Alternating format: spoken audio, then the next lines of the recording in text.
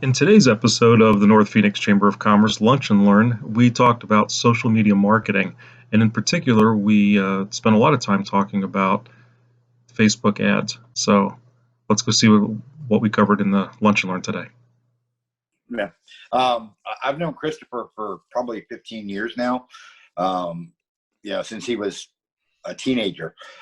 He's not as young as he looks. He's actually 26 years old.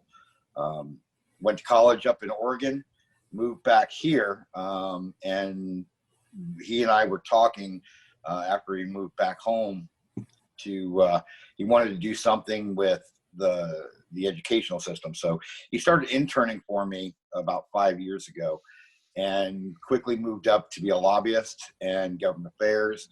And last year, he and I started Epic Policy Group a year and a half ago. He took a 6-month leave of absence last year, a little over 6 months, to go work for Facebook. I know you guys have heard that Google and Facebook and others manipulated the algorithms and supposedly, tried to fix the elections last cycle. Well, we figured that, if one side's doing it, then everybody should know how to do it. So Chris took a leave of absence from the firm and went and learned how to manipulate the analytics and the algorithms.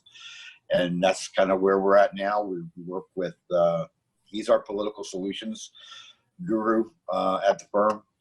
And he's the one that helps campaigns and businesses and All right, so just going based off of what Mike said, and to lead the discussion, I wanted to talk about how the Industrial Revolution died in about 1840 according to history, but some would say it's well alive into today.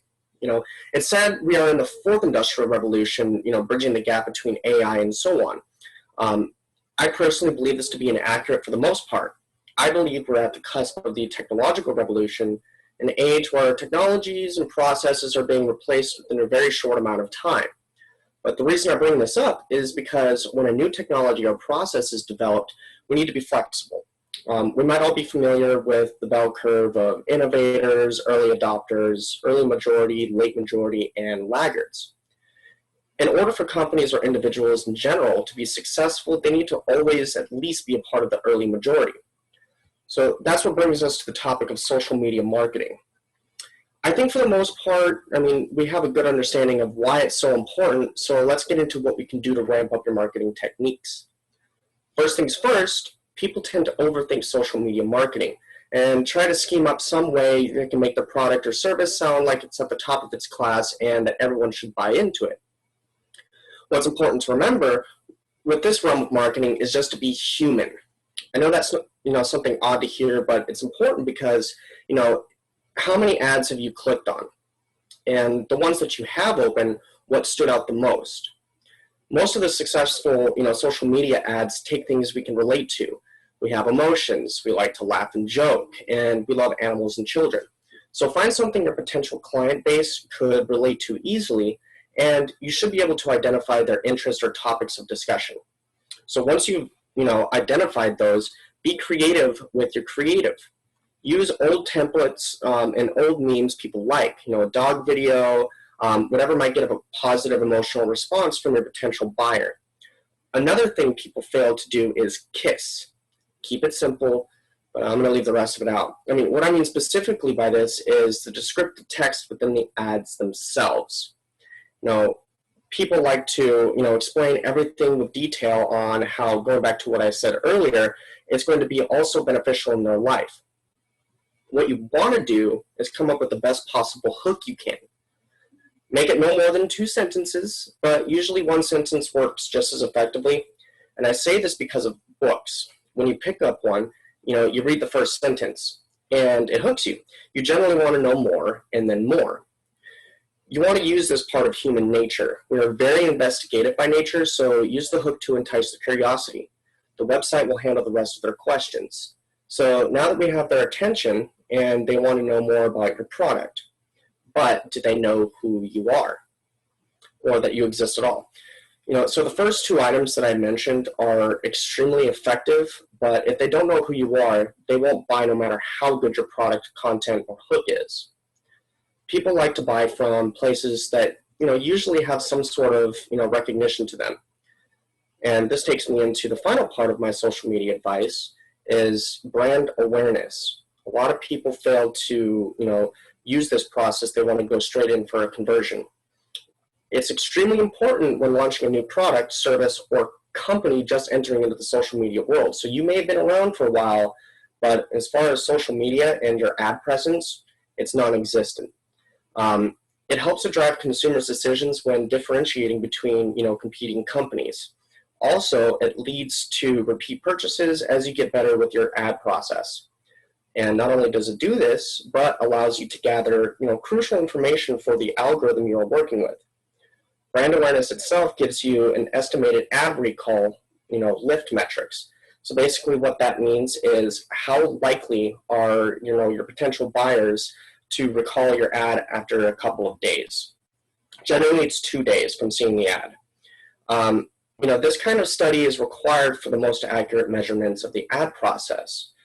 And once you've mastered, those 3 things, you can move on to converting your desired potential clients, and then as well as retargeting them. But you want to make sure that you do have some form of recognition with them. Otherwise, you're not going to get that sale. Now, I do have one last thing to mention because, especially with some of this advice, I'm not going to take up too much time, but I'm going to leave myself open for questions, comments, and we'll open up discussion on this. But I'm sure you're all concerned about asking people to spend money in a time of hardship like we're in right now. This state of emergency has affected almost everyone in some way, shape, or form. So how do we get around it? What you want to do is address the situation as a whole. Stop whatever existing ads you have and start new ones. You should never just edit an existing ad because it messes with the learning phase within the algorithm, and I can get into that a little bit later. But always create a new ad to keep the data pure. But in some cases, you may duplicate. So if any of you are familiar with the ad portal on Facebook, you're able to duplicate. It's just make a copy, and then you can make edits and then publish it. So you want to watch the performance, on ads that you have currently running, but typically people might think you aren't considerate to the crisis if you continue as normal. So be considerate of that. But addressing the situation should be as simple as using a couple phrases like, in these challenging times, people want to know you aren't looking into, make money off of the panic. So, we recognize the uncertainty or something along those lines. This is the time to offer more low-cost free things, or free things, sorry, more, lower cost or free things in general. I know it might hurt and you don't want to offer free things very often because it creates a habit of behavior within your buyers. They only want to buy the cheapest product. So be careful with that, but this is the time to start offering some free stuff, and going on from there. So, I leave myself up to any questions, comments, or concerns. That's, the 3 major things that I wanted to touch on, when starting advertising on Facebook, or if you have been advertising before, to consider these things. A lot of people, like I said, just move straight in for a conversion sale, and that's unfortunately not going to work for the algorithm. Wow. Dude, you nailed it. Thanks for that introduction. Thanks for opening up the conversation here. You covered an awful lot of just really critical stuff. I'm going to step back and let others jump in. I'm just going to ask a quick leading question here, I guess, and anyone who wants to answer this. Was there any kind of a main point that Christopher hit that makes sense for you? Maybe you're already doing something, or it was an aha moment of some sort. And something you maybe need to shift in gears. I see Victoria's got her hand up, so I'm going to mute myself and open up. I think what you said of coming in tune with the audience, that if people are going through difficult times, the more that I identify with the audience, the more that people are going to respect, and to offer something for free so that people can know that you empathize with them, because it is a difficult time for a lot of people now. So thank you for saying that. Oh no, absolutely. You're right. It is a difficult time, and I mean, we're here to make money as a business and everything else, to provide excellent service to our clients, and our customers. But we still have to be human in that regard, but we still have to be considerate about what's going on in their lives. So it does go a long way, when you touch on those things. So absolutely, Victoria. Thank you very much. You're welcome. Anyone else? Have you tried any of these best practices in the past, and possibly not worked for you? Have you not tried? What have you tried in the past that has worked? I come with a wealth of knowledge from Facebook, as well as some other social media advertising platforms. So and I keep up to date with a lot of the changes. If any of you have ever messed with Facebook, you know that it can literally change as you're looking at it. We used to have people walking around with keyboards all day, just typing in code and making changes. So it's kind of hard to be on top of it. But I'm your go-to resource guide if you need to. So by all means, shoot whatever you need. So I'm going to take them in the order that I saw come off mute. Jeff's up first. Ryan is in the batter's box, and Joanne's right behind Ryan. Go ahead, Ryan, because I need to formulate my question differently. Jeff, Well, I wasn't gonna ask a Jeff. question. we can't hear. There we hear go. me. We can hear you now.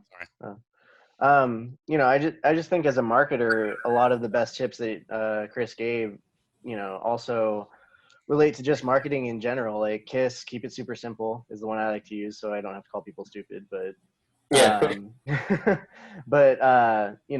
it applies across all boards. So like if you're listening to Chris's best tips, you can also take these and apply them to pretty much any marketing strategy. I think that it's super important to be authentic no matter what you do, no matter where you are, because people relate to that. And I think it's super important that you keep it simple no matter what. Like how I'm going to describe things on my website is not going to be long and wordy either. It's going to be 1-2 lines, very simple to the point, and my messaging is going to be clear and concise across the board. Exactly. And leave breadcrumbs, most importantly. People want to know more, but they don't. When you're presented with something and you're given all the information on it, are you going to actually dive into it?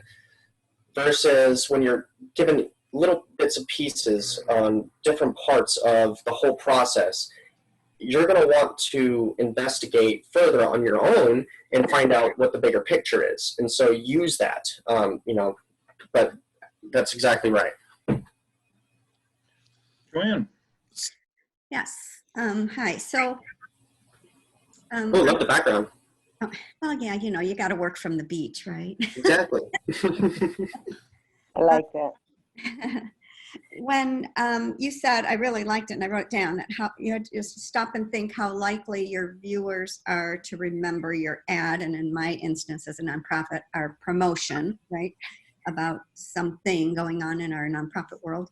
How long will they remember that after a few days, and yet still keeping it short and sweet and to the point? So I guess my question is specifically on Facebook, where you don't want people to have to read a huge paragraph of information, but I think sharing a story, even for a business, sharing a story about how your business, or for us, how our nonprofit is impacting the end user, is helpful. So how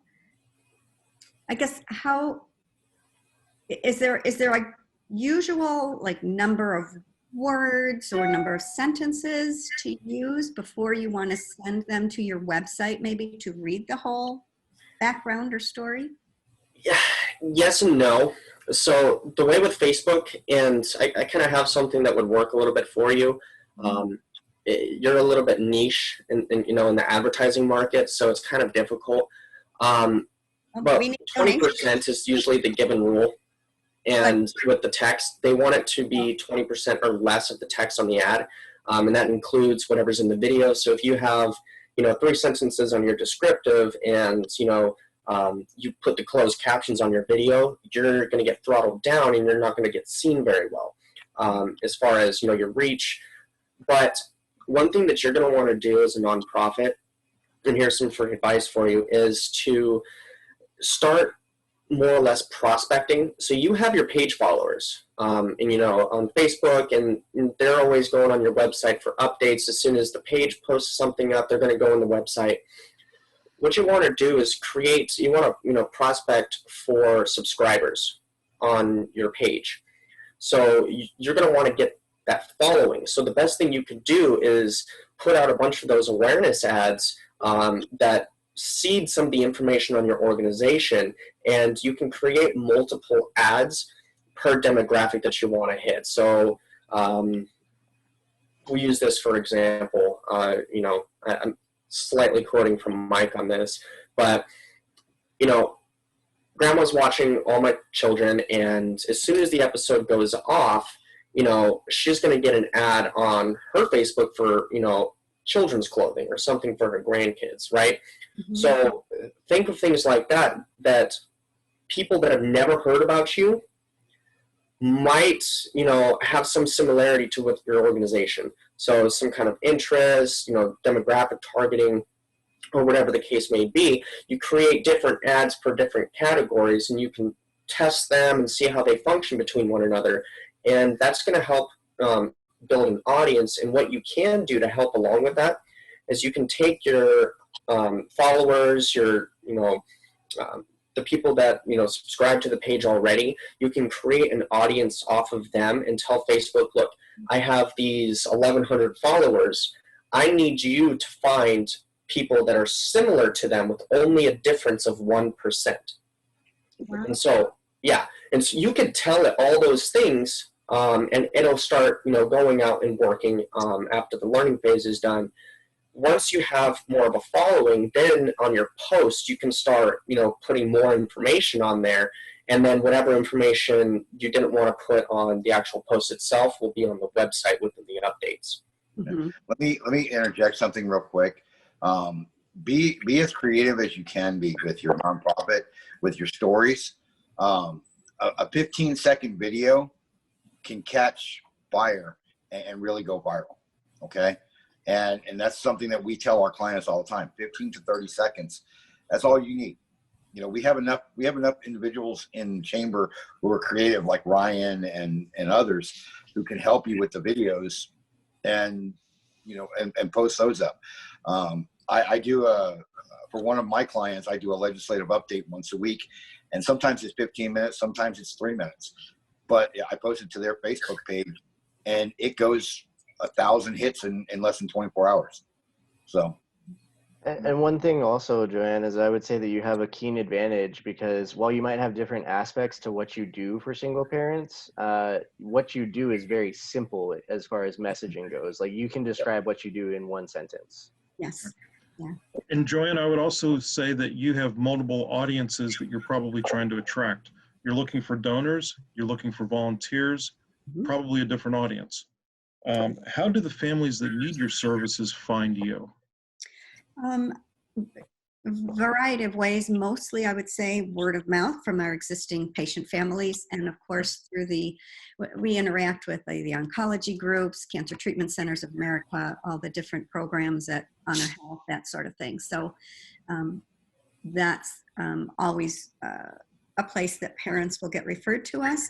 But a lot of times it's word of mouth. You know, somebody's sitting in chemo treatment, and the person in the next chair, they start taking up conversation. So. Okay. A variety of ways. Once in a while, people from our Facebook page will share something we've put up there, and I'm assuming they're referring the information to somebody they know who might need our services. Okay. Seriously, be very creative. You know, tonight or tomorrow is going to be the pink moon. Okay. I saw it, and I forwarded it. I kind of shared that on Facebook this morning. And just said, reminder, ladies, it's a really pretty moon. Go ahead and check yourself. You know, it's my mom passed away from breast cancer, so that's always on my mind. But if you can pull something out of the news, be creative with it. Mm-hmm. You know, do a little a 3-sentence post. You'd be very surprised on how many people it can reach. Mm-hmm. Thank you for that, everybody. Appreciate it. We do have a late arrival as well. It looks like Stephanie joined us a second ago. So Stephanie, I'd like to give you just a quick second, give you 30 seconds for a quick introduction. And if you could also type in your contact information in the chat window, your name, name of your business, or what you're doing. I know you've got a different deal than a business, and the best way for folks to be able to follow up with you if they're interested. Okay, so can you hear me when I talk? Yes, ma'am, we can hear you. Okay, hi, Christopher. I see you there. Our business is Rimmer Lighting. We export American manufactured lighting fixtures for about 50 American manufacturers across the country. And I type into the chat window how people can find me. How do I do that? Boy, are you on? Technology challenged. If you're on mobile, you can hit down in the bottom right corner of your screen. There's I'm participants, right and then chats. And from chats, I think you can chat with everyone as opposed to singling out an individual. And if that doesn't work, there you go. You found it. Stephanie Rimmer. Rimmer Lighting. Thank you. So I see that coming up. There we go. Is that what I was supposed to do? Yes, ma'am. You got it. Thank you much. Okay. And this call is being recorded. We're sharing some best practices for social media marketing, and we're going to be on this call for another 25 minutes or so. So just giving you a quick heads up that we're being pre-recorded here. We will go ahead and share this video clip probably up on our YouTube channel within a day or two, and make this available as well. So we've got a lot of great content here today. Christopher led us on a great start. Does anybody else have anything else to add? Jeff, you had something a minute ago and you didn't quite have your microphone. There you go. My question was answered. Okay, awesome. Thank you. There were a couple things that you said, Christopher, too, that really struck for me. Hooks to entice is something I don't always think about. Quite worded that same way, but I think of asking leading questions that are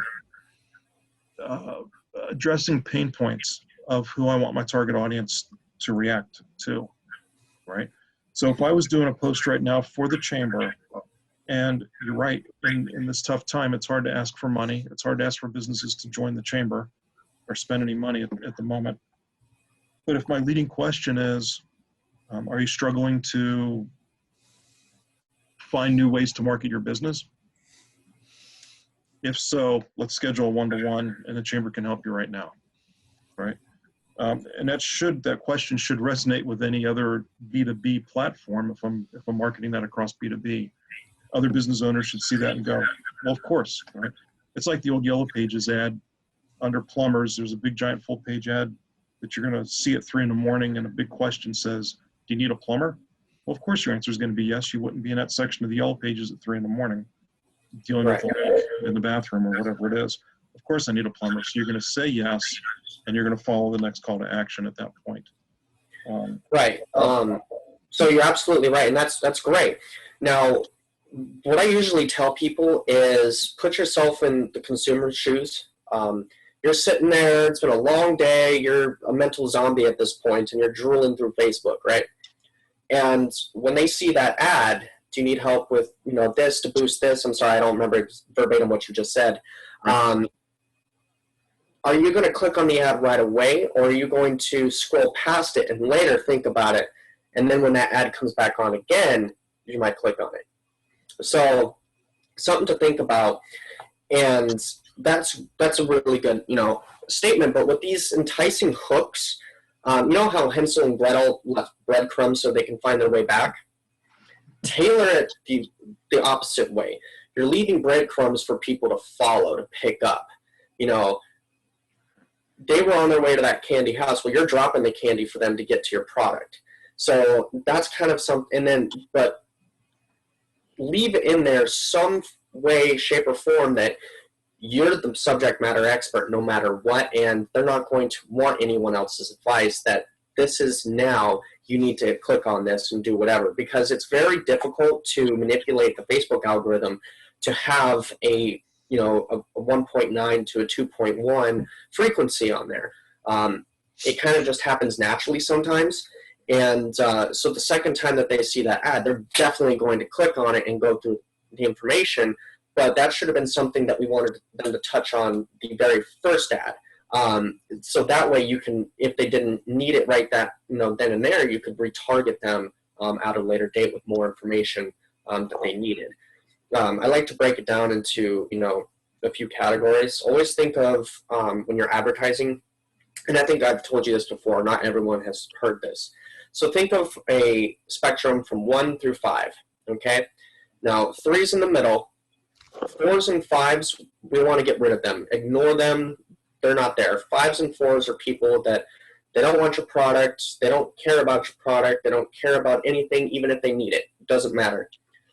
1s are your actual buyers. They're going to see your content. They're going to see your product. They're going to see your company, and they're bought. They're sold, okay? The 2s are people that they want your product, they need something similar, they're going to click on the ad, and they may or may not buy. And this could be for, a number of reasons. It could be, kids are screaming in the other room, mom had to get up and walk away, completely brain dead, or payday's next week, or whatever the case may be.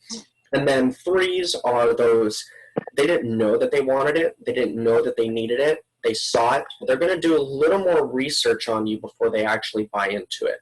So, for something like that, you're going to want to go after your 1s and 2s and, kind of eliminate your 3s for this type of an ad that you're going for. And for the 2s, which you're going to have, a large majority of, you just want to give them that, I am the expert, you need this information now, without saying that exactly. So yeah, you're on the right track. Different audiences, different parts along the journey of wanting to purchase, and then being able to address them differently. So multiple ads, multiple campaigns, whatever, for different places in the buyer's journey. It sounds Absolutely. like you just said. Okay. Absolutely. Michael's had his hand up for 4 minutes, so I'm going to. Yeah, I just wanted to kind of share. Chris and I work in the political realm and government affairs. One of the things that we've come across throughout this whole COVID-19 thing is everybody's looking for leadership in some way, shape, form, fashion, or whatever. Okay, whatever business community you're in, or whatever business activity that you do or service activity that you do, make sure you're the leader in that aspect of it. If you get a chance, pick up the book Purple Cow. I know a lot of you have already read it, but be the one business that rises above all else, and be the leader in your industry. We tell the politicians that we confer with, you have to be a leader. If you want people to trust you, you have to be a leader.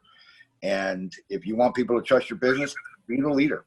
Look at the businesses out there now that are stepping back and saying, you know what, we know that you're going through issues. We know that everybody's having issues with, whatever.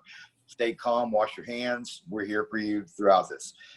Those are the ones that remember it all. The ones that, the businesses that have gone dark, you're not going to remember them after this is over. So just make sure that you're a leader. Right. Good advice. Thank you, sir. Stephanie, did you have something? It looks like you came off mute, but I'm not 100% sure. I'm not on mute, I don't think. Okay.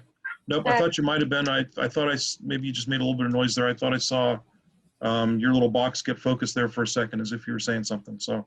Oh, no, I was trying to figure out how come I can't figure out my video, but I'll do that later. Okay. Okay. So, well, one thing that I think is important, and I don't know, the conversation here is about how to get yourself out there. And I think that this is a good time for people who haven't considered starting a blog to maybe start one, because you're not going to meet and get people face to face as much. And if you don't have other options for editorials, those are, likely to be more circulated at this point in time when you can't really get your word in front of people as readily. Content rich, keyword rich content that the search engines are going to find. A blog is a great way to do that. Being able to repurpose blog content on social media, have links back to your blog posts, and being able to self-promote Your blog posts is a great strategy as well. For those of you that are more social media experts, 2, 3, 4 of you on this call, what's your thoughts on that? Well, I was just going to tag in and say that what I was hearing basically a blog is great. You know, it's another opportunity to touch. Everything that you can put out is an opportunity to touch. And so Facebook is a way to touch, you know, website. Every time that a customer interacts with you in a way is like a touch, and it takes, you know, 5 to 8 touches before people even really consider booking an appointment or even buying anything really. 10 to 12. Well, maybe in the digital world, if you're talking about sales calls, 5 to 8. Right.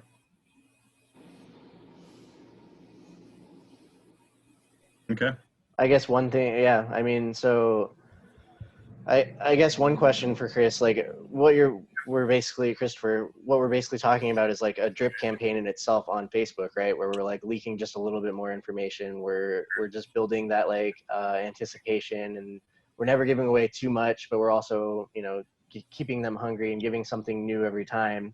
Do you have like metrics for success, like on how many like original like ads people need before they, like the 1s and 2s, like do you have metrics on them and like what to expect? Like, because a lot of people go in expecting like, oh, this is just going to work. It's going to be right away. Like I'm going to get all these results immediately. But like, how long does it take to build like an effective campaign? It takes a while, usually, and this is what you're going to want to do with a campaign like that, is everything you're doing, yeah, you're dripping some information, you know, trying to get them to come back a lot more, but primarily what you're doing is you're collecting information on them and whom their friends are. The cool thing about Facebook specifically is that it tracks people and not IP addresses. So Google tracks an IP address. You know, Grandpa can live in the house and he's looking up old cars. You know, you've got little Bonnie, who's 4 years old, looking up My Little Pony, and then, you know, Dad is watching football, usually on the computer, and Mom's looking for some new curtains. When little Bonnie gets on the computer, she might get an ad for new mufflers or something along those lines, because it's based on IP address, not the actual individual itself.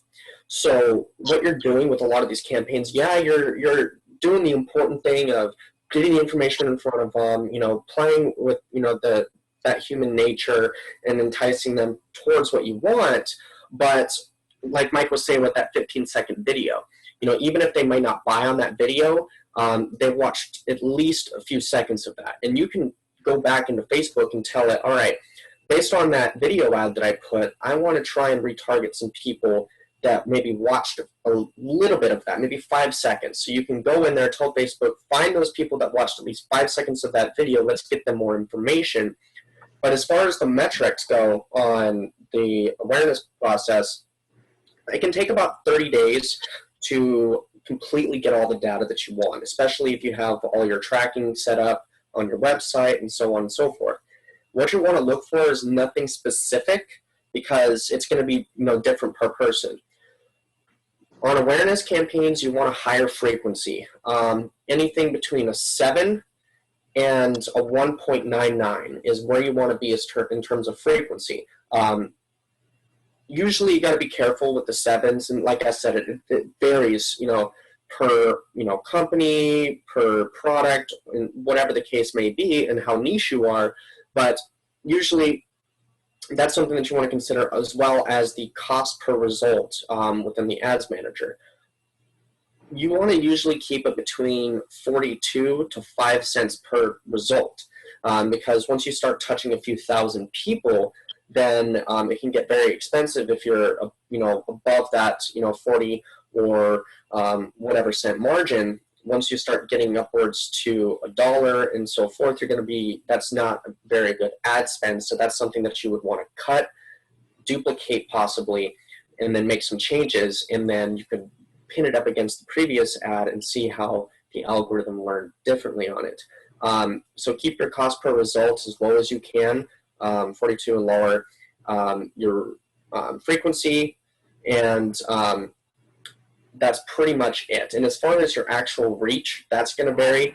But usually what you want to see is double the impressions from the reach. So whatever the reach amount is, you should have double the impressions. That means that every single time that anyone sees your ad, they're sharing it.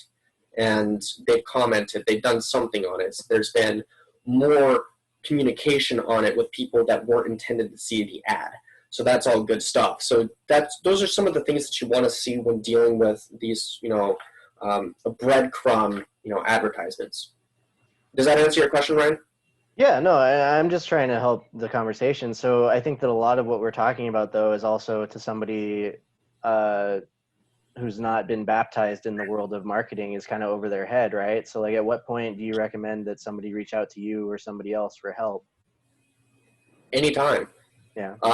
If you don't feel comfortable with what you're doing, or one of the biggest things with Facebook marketing is reporting is always 2 days behind.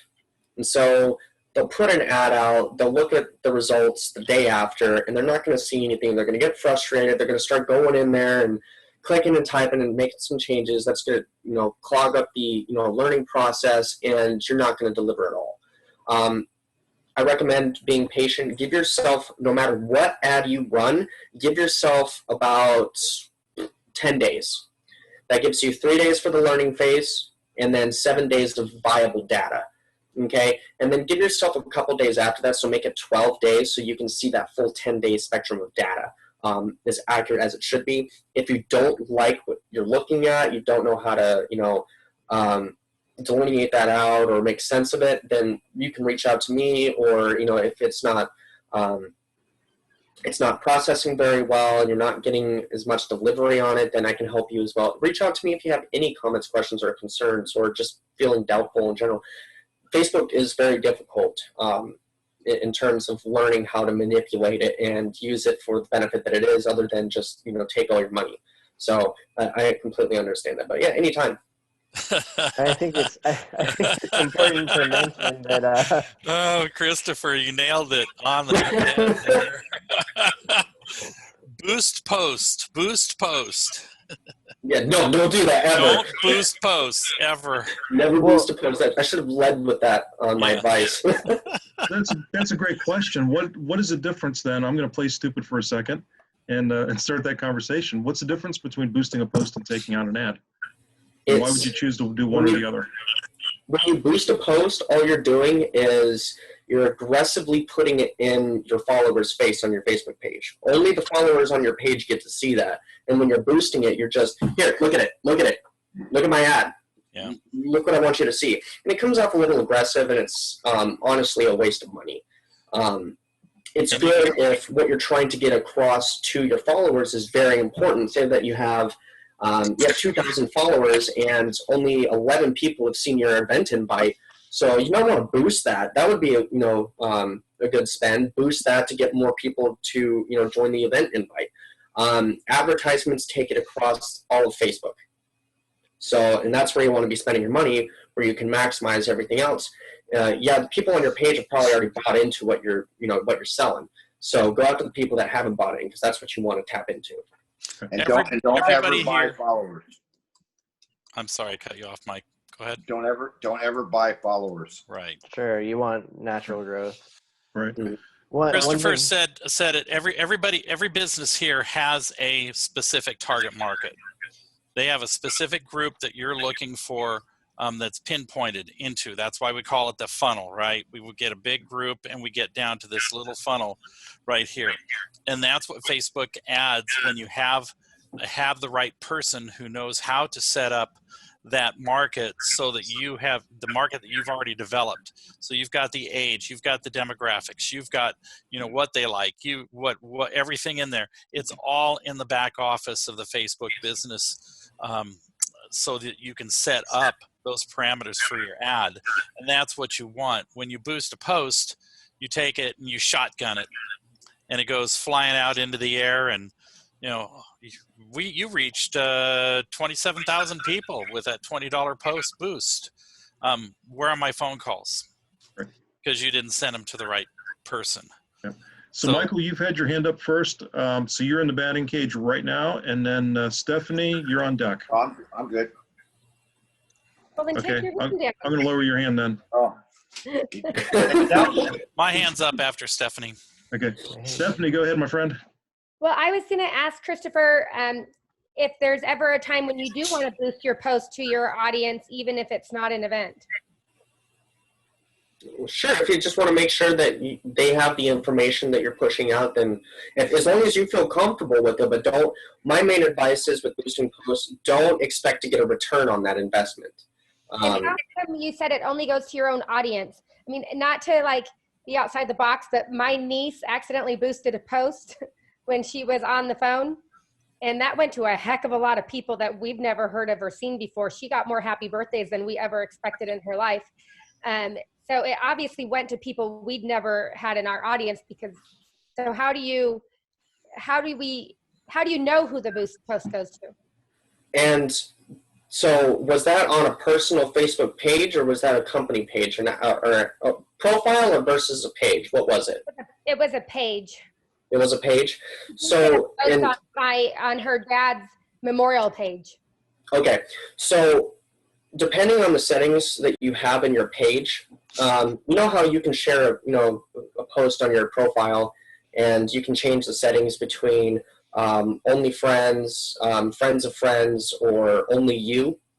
Yeah. So a lot of those settings are within your page as well, on who can see your post and whatnot. And within the boost, so things have changed a little bit within the last couple of months. It generally is only for your page followers, but you do have the option. They kind of, I don't know if you've ever noticed it, but on the page itself, there's an ads portal, right? And you can get in there. It's still on Blue Facebook. It's called Blue Facebook because it has the blue bar at the top. Now, it's kind of, integrated the ads manager and the boosting portal into one. So yes, you can get some general reach, but it's not targeted. It's, like Jeff said, shotgun blasting into, all kinds of different directions. So yes, in some cases, if you pay enough and set the parameters to what you want, then you can reach all kinds of people in that boost, but it's not going to be a very effective, sniper shot that you want. So I would go into your page, make sure that you check your settings as far as, what, your content is reaching, who's reaching, who can view it, and so on and so forth. But generally, don't expect to get a return on your investment with, paid boosting or, post boosting or boosting in general, unless it's, followers or, event invites and things like that. That's usually where you're going to see that return. Okay. Good to know. Okay. Wow. Well, I think I do, and it's kind of a question at large for any of those who are experts in the marketing and SEO field. What is an average cost that somebody should expect to pay for hiring a professional to help get their ads either in line or started and tracked and get some of those things moving forward? And I'd like to offer just the fact that like you really can't judge these things on a price basis, because it's really how aggressive you want to be or how lack of aggressive. Like it depends on what you want to do, and it depends on who you're going to hire, because they can range. You can find somebody who's going to promise you the world and they're only going to charge you $200 a month. And you can find somebody who's going to promise you the world and they're going to charge you $2,000 a month. And really it's just results, oriented, and it's wildly varies. It wildly varies. so just figure it out. Oh, sorry. Joanne, it's like taking your car into the repair shop. You don't know exactly what's going on, and you get a professional who takes a look at it, and you've got all these things, and you have to make a decision. Plus, on top of what everybody's doing in the back end, you have an ad spend, a dollar amount that you have to come up with as well.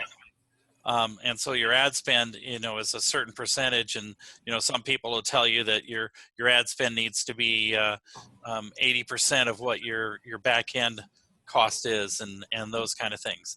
It wildly varies, and you just have to sit down with someone and figure out, make a decision, know what your budget is, and then put that out there.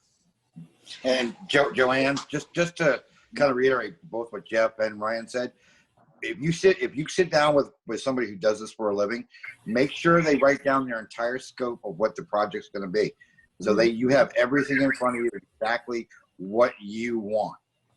Okay, so there's no hidden fees, there's no hidden anything. Just like you would get an estimate from a mechanic on everything that was wrong with your car, you should do the same.